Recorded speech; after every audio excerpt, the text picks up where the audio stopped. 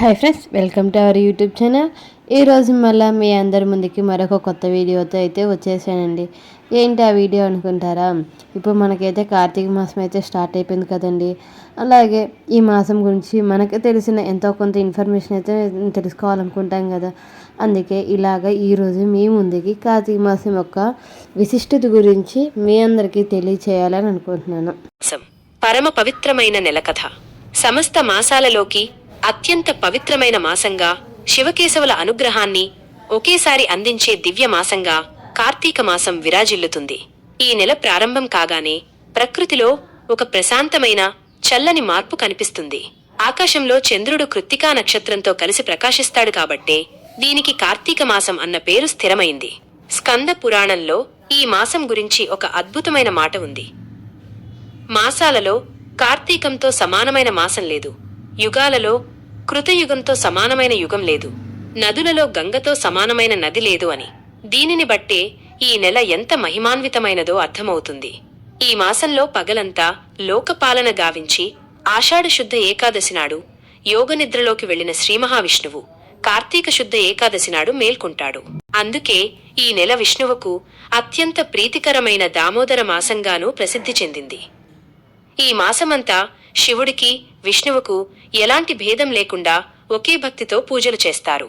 శివుడిని రుద్రాభిషేకాలు, బిల్వార్చనలతో పూజిస్తే, విష్ణువును తులసి అర్చన, సత్యనారాయణ వ్రతాలతో ఆరాధిస్తారు.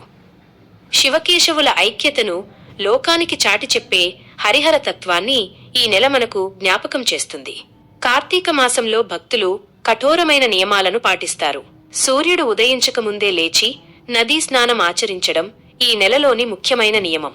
సాక్షాత్తు గంగాదేవి ఈ నెలలో లోకంలోని సమస్త జలాల్లో ప్రవేశిస్తుందని, ఆ సమయంలో చేసే స్నానం జన్మజన్మల పాపాలను తొలగిస్తుందని నమ్మకం.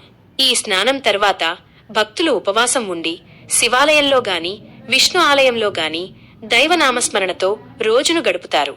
సాయంత్రం వేళ నక్షత్ర దర్శనం చేసుకున్న తర్వాత ఆహారం తీసుకుంటారు. దీనినే నక్తం అని అంటారు. కార్తీక మాసంలో దీపారాధనకు అపారమైన ప్రాధాన్యత ఉంది. దీపం జ్ఞానానికి, వెలుగుకు ప్రతీక. మనలోని అజ్ఞానాంధకారాన్ని తొలగించి జ్ఞానమనే వెలుగును నింపమని భగవంతుణ్ణి కోరుకోవడమే దీపారాధన యొక్క అంతరార్థం. ఆలయాలలో ఆకాశదీపం వెలిగించడం ఈ మాసంలో కనిపిస్తుంది. పితృదేవతలు ఆకాశ మార్గాన తమ లోకాలకు ప్రయాణిస్తున్నప్పుడు వారికి దారి చూపడానికి ఈ దీపం సహాయపడుతుందని పెద్దలు చెబుతారు. తులసికోట వద్ద ఉసిరి చెట్టు కింద దీపాలు వెలిగించి దీపదానాలు చేయడం వల్ల లెక్కలేని పుణ్యం లభిస్తుందని ప్రతీతి. ఈ పవిత్ర మాసంలో మరో విశేషమైన ఆచారం కార్తీక పురాణ పారాయణం. ఈ పురాణాన్ని ప్రతిరోజూ చదవడం లేదా వినడం వల్ల సకల దోషాలు తొలగి మోక్షం లభిస్తుందని భక్తుల నమ్మకం. ఇక ఈ మాసంలో సోదరీ సోదరుల అనుబంధాన్ని తెలిపే భగినీ హస్తభోజనం యమద్వితీయ.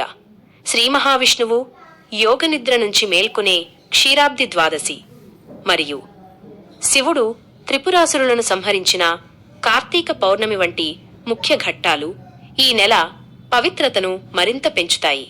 ముఖ్యంగా ఉసిరి చెట్టు నీడను చేసే వనభోజనాలు ఈ మాసానికి ఒక ప్రత్యేకమైన అందాన్ని, ఆనందాన్ని ఇస్తాయి. ఈ విధంగా కార్తీక మాసం నెల రోజుల పాటు ఆధ్యాత్మిక చింతనతో, భక్తి శ్రద్ధలతో గడపడం వల్ల సకల పాపాలు తొలగి శివకేశవుల సంపూర్ణ అనుగ్రహం లభిస్తుందని మన పురాణాలు చెబుతున్నాయి. ఈ కార్తీక మాసం వీడియో మీ అందరికీ నచ్చితే please like, share and subscribe మన యూట్యూబ్ ఛానల్. అలాగే మళ్ళీ మీ కొత్త వీడియోతో మళ్ళీ మీ అందరి ముందుకైతే వచ్చారు.